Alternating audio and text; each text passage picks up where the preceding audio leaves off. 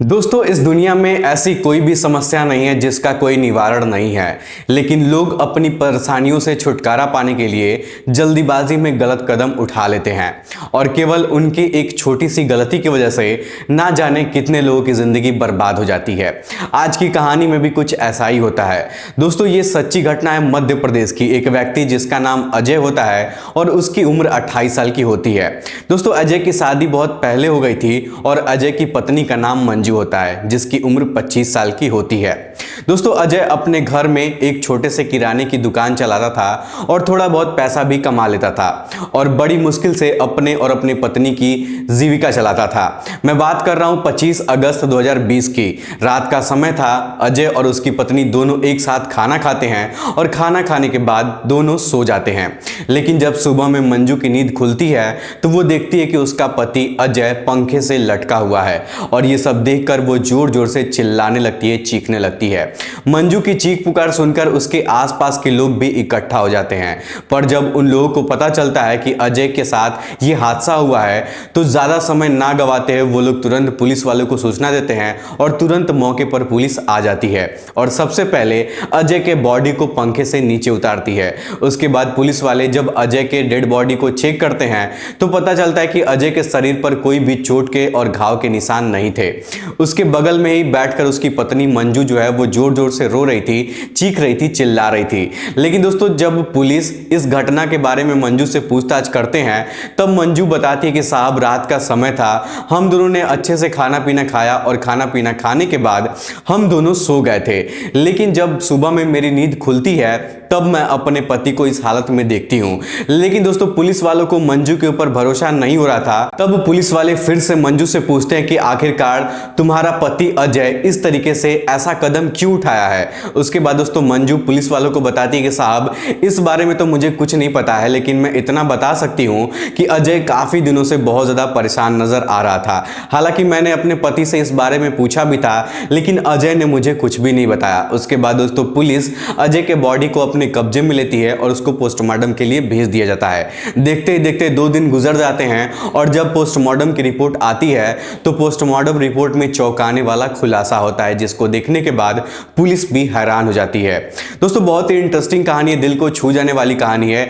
आइए जानते हैं पूरी कहानी इस वीडियो के माध्यम से। लेकिन दोस्तों, वीडियो में आगे बढ़ने से पहले वही एक छोटा सा रिक्वेस्ट है कि अगर आप लोग चैनल पर पहली बार है तो चैनल को सब्सक्राइब कर लीजिए और वीडियो को लाइक कर लीजिए, ताकि जो मेरा हौसला है वो और भी ज्यादा बढ़ता रहे और भी ज्यादा इंटरेस्टिंग कहानियां मैं आप लोग को सुनाता रहूं। दरअसल दोस्तों, उस दिन पोस्टमार्टम रिपोर्ट में पुलिस वालों को यह पता चला कि अजय ने खुदकुशी नहीं किया है, बल्कि किसी ने उसका गला दबाकर उसको मार डाला है। उसके बाद दोस्तों, पोस्टमार्टम रिपोर्ट देखने के बाद पुलिस वालों को मंजू के ऊपर शक हो रहा था, क्योंकि उस घर में मंजू और अजय के अलावा और कोई भी नहीं था। इसलिए पुलिस वाले मंजू को थाने पर बुलाते हैं और उससे पूछताछ करने लगते हैं। पहले तो मंजू पुलिस वालों को अपने तरीके से घुमाने फिराने की कोशिश कर रही थी और सोचती थी कि शायद पुलिस वालों को कभी भी उस सच का पता नहीं चलेगा। लेकिन दोस्तों, जब पुलिस अपने तरीके से मंजू से पूछताछ करना चालू करती है तब मंजू पूरी कहानी बताने लगती है। दोस्तों, मंजू जो कहानी पुलिस वालों को सुनाती है वो सुनने के बाद हर कोई चौंक जाता है, यहां तक कि पुलिस वाले भी हैरान हो जाते हैं।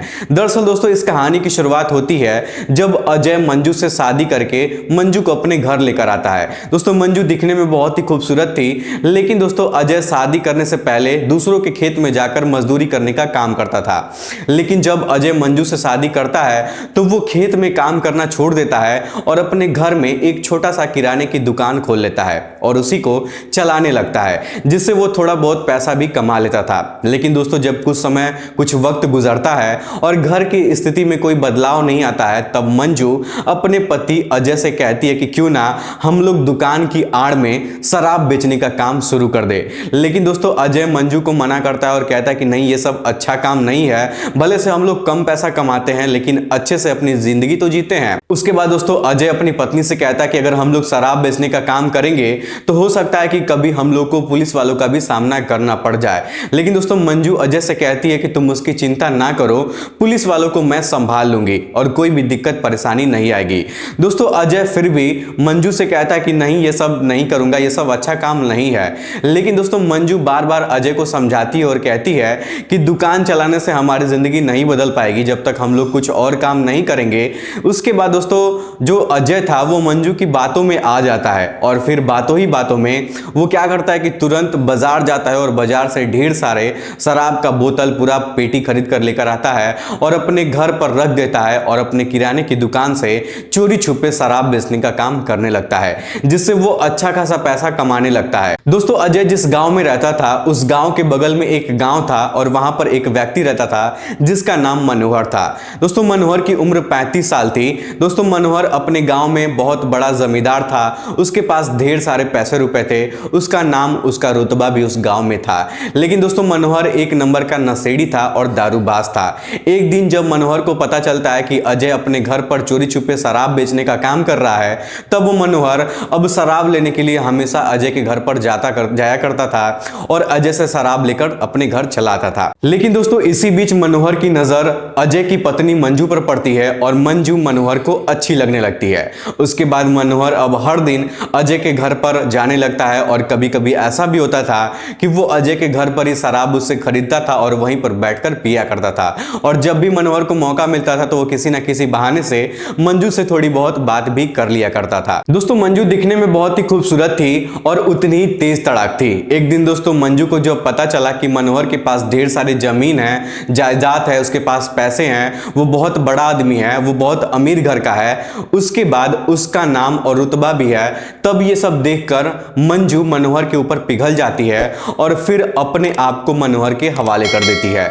उसके बाद मनोहर और मंजू के बीच में प्रेम प्रसंग चलने लगता है और सिर्फ प्रेम प्रसंग ही नहीं बल्कि दोनों के बीच में शारीरिक संबंध भी बनने लगता है। जब भी अजय घर से बाहर सामान लेने के लिए जाता था तो मनोहर अजय के घर पर आता था और मौके का फायदा उठाकर मंजू के साथ शारीरिक संबंध बनाता था। अब दोस्तों धीरे धीरे वक्त गुजरने लगा था और लगातार मनोहर और मंजू के बीच में संबंध बनने लगा था। एक दिन मनोहर अपने दोस्त संजय को मंजू के बारे में बताता है, तब संजय मनोहर से कहता है कि मैं भी आज उसको देखने के लिए चलूंगा। उसके बाद दोस्तों मनोहर अपने दोस्त संजय को लेकर अजय के घर पर आता है और वहां पर अजय से शराब खरीदता है और दोनों वहीं पर बैठकर पीते हैं। इसी बीच मनोहर का दोस्त संजय भी मंजू को देख लेता है और मनोहर का दोस्त संजय मनोहर से कहता है कि तुम मंजू से बातचीत करो, मैं भी उसके साथ कुछ वक्त बिताना चाहता हूं। उसके बाद दोस्तों मनोहर एक दिन मंजू से बातचीत करता है और कहता है कि मेरा जो दोस्त संजय है वो तुम्हारे साथ प्यार करना चाहता है। अब दोस्तों मंजू को उसके साथ संबंध बनाने में मनोहर के साथ बहुत अच्छा लगता था, जिस वजह से मंजू मनोहर के बातों में आ जाती है और संजय के साथ शारीरिक संबंध बनाने का फैसला करती है। उसके बाद मनोहर और संजय दोनों एक दिन मंजू के घर पर जाते हैं, जिस वक्त मंजू का पति अजय बाजार कुछ सामान लेने के लिए गया था और मौके का फायदा उठाकर मनोहर और संजय दोनों मिलकर मंजू के साथ प्यार भरी बातें करते हैं और उससे शारीरिक संबंध बनाते हैं। उसके बाद मनोहर जब भी मंजू से मिलने के लिए जाता था तो हर बार अपने साथ संजय को भी लेकर जाता था और यह सिलसिला कई महीनों तक चलने लगा था। तभी दोस्तों 2020 में जब कोरोना काल आया था, जब लॉकडाउन का टाइम लगा था और सभी लोग अपने अपने घर में बंद हो जाते हैं, जिस वजह से मनोहर और संजय को समय नहीं मिल पाता था, वो लोग मंजू से मिल ही नहीं पाते थे क्योंकि दोस्तों अजय भी अब अपने घर पर रहने लगा था लॉकडाउन लगने की वजह से। जब लॉकडाउन लगता है तो अजय की दुकान थोड़ी बहुत कम चलने लगती है और ऐसा समय आता है कि उसकी दुकान बंद पड़ जाती है और अजय की स्थिति भी बहुत ज्यादा डाउन हो जाती है, जिस वजह से दोनों पति और पत्नी बहुत ज्यादा परेशानियों का सामना करते हैं। अब दोस्तों लॉकडाउन में अजय अपने घर पर ही रहने लगा था और अपनी पत्नी के साथ वक्त बिताने लगा था और थोड़ा बहुत अपने गांव में भी घूमने फिरने जाया करता था। एक दिन दोस्तों अजय अपने घर के बाहर अपने दोस्तों के साथ ताश खेलने का काम कर रहा था, तभी मंजू को एक मौका मिलता है और वो मनोहर को फोन करती है और बताती है कि अगर उसको मिलने का मन है तो वो उसके पास मौका है, वो उससे मिलने आ सकता है क्योंकि उसका पति घर से बाहर है और वो काफी देर बाद आएगा। अब दोस्तों मनोहर उस मौके को गंवाना नहीं चाहता था क्योंकि काफी महीनों बाद उसको ये समय मिला था, उसको एक मौका मिला था। उसके बाद मनोहर अपने दोस्त संजय को लेकर मंजू के घर आ जाता है और उधर अजय अपने दोस्तों के साथ ताश खेल रहा था। जब मनोहर और संजय मंजू के साथ संबंध बनाना स्टार्ट करते हैं, तभी ना जाने कहां से अजय वहां पर आ जाता है और तीनों को एक साथ आपत्तिजनक स्थिति में देख लेता है, जिस वजह से वो बहुत ही ज्यादा गुस्सा हो जाता है और दोनों को वहां से मार पीट कर भगा देता है। दोस्तों वो अपनी पत्नी मंजू को भी मारने लगता है और ये सब देखकर मनोज और जो संजय थे वहां से वो लोग अपने घर चले जाते हैं। दोस्तों अजय अपनी पत्नी मंजू का बहुत ज्यादा पिटाई करता है। उसके बाद दोस्तों मंजू अपने पति अजय से बहुत ज्यादा नाराज हो जाती है और उससे नजरें भी नहीं मिला पा रही थी, क्योंकि दोस्तों वो बहुत ज्यादा शर्मिंदा थी। अब हर रोज अजय और मंजू के बीच में किसी ना किसी बात को लेकर लड़ाई झगड़ा होने लगता था, जिस वजह से अजय अपनी पत्नी मंजू को हर रोज मारने पीटने लगता था, उसको प्रताड़ित करने लगता था, जिस वजह से मंजू काफी ज्यादा परेशान हो गई थी और वो अपने पति से अलग रहना चाहती थी। दोस्तों मंजू अपने पति अजय से इतना ज्यादा नफरत करने लगी थी जिसकी कोई कल्पना भी नहीं कर सकता है। एक दिन दोस्तों मंजू फैसला करती है कि वो अपने पति को अपने रास्ते से हटा देगी। इसके लिए मंजू मनोहर को फोन करती है और अपनी सारी समस्या बताती है कि अजय उसको रोज रोज मारता है, उसको प्रताड़ित करता है। उसके बाद मनोहर से कहती है कि मैं अपने पति अजय को हमेशा हमेशा के लिए अपनी नजरों से दूर करना चाहती हूं। जब ये बात मनोहर सुनता है तो वो एक प्लान बनाता है और प्लानिंग करने के बाद मनोज अपने दोस्त संजय को लेकर मंजू के घर पर आ जाता है।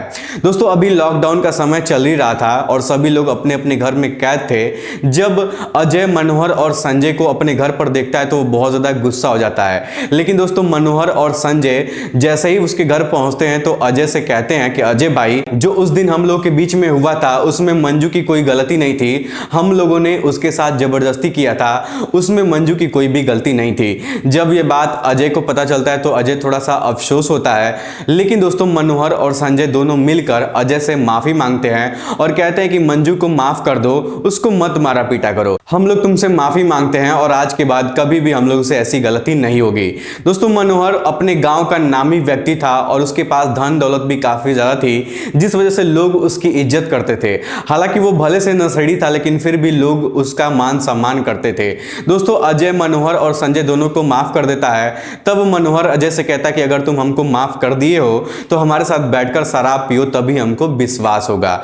उसके बाद दोस्तों मनोहर, संजय और अजय तीनों लोग बैठकर, जो मनोहर था वो अजय के घर से ही शराब का बोतल खरीदता है और उसी के घर में बैठकर तीनों लोग पीने लगते हैं। लेकिन दोस्तों जो मनोहर था वो अपने प्लानिंग के तहत अजय को सबसे ज्यादा शराब पिलाता है और जब अजय बहुत ज्यादा नशे में हो जाता है उसके बाद मनोहर मंजू से पूछता है कि अब बताओ तुम क्या चाहती हो। तब दोस्तों मंजू कहती है कि मैं इसको हमेशा हमेशा के लिए अपने से दूर करना चाहता हूं, उसको मार डालो तुम लोग, क्योंकि अब मैं उसके साथ नहीं रहना चाहता हूं। उसके बाद दोस्तों मनोहर अजय का गला दबाता है और गला दबाकर उसको मार देता है। उसके बाद वो सोच में पड़ जाता है कि अगर कोई उसके शरीर को देखेगा तो सबको यही लगेगा कि किसी ने उसका गला दबा दिया है, जिस वजह से वो लोग करते क्या है कि अजय को दोनों लोग मिलकर एक पंखे से बांधकर उसको लटका देते हैं और उसके बाद मंजू के साथ दोनों मिलकर पूरी रात शारीरिक संबंध बनाते हैं। और जब दोनों का मन भर जाता है, जब आधी रात गुजर जाती है, तब मंजू के घर से वो लोग बाहर निकलते हैं और अपने घर चले जाते हैं। दोस्तों मंजू काफी ज्यादा शारीरिक संबंध बनाने की वजह से थक गई थी, जिस वजह से वो अपने रूम के अंदर सो जाती है और उसका पति पंखे से लटका हुआ था। जैसे ही सुबह होती है तो मंजू जोर जोर से चीखने और चिल्लाने लगती है। उसके बाद मंजू जब अपनी पूरी कहानी पुलिस वालों को बताती है तो पुलिस वाले भी इस कहानी को सुनकर बहुत ही ज्यादा हैरान हो जाते हैं। उसके बाद मंजू के कहने पर पुलिस वाले मनोहर और संजय को गिरफ्तार करते हैं और कार्रवाई करते हुए दोनों को कोर्ट में पेश किया जाता है और फिर दोनों को जेल भेज दिया जाता है। दोस्तों इस पूरी घटना को सुनने के बाद आप क्या कहना चाहेंगे, अपनी राय हमें कमेंट बॉक्स में जरूर बताइएगा। अगर ये वीडियो आपको पसंद आए तो वीडियो को लाइक, चैनल को सब्सक्राइब जरूर करिएगा। आप लोग का बहुत बहुत धन्यवाद।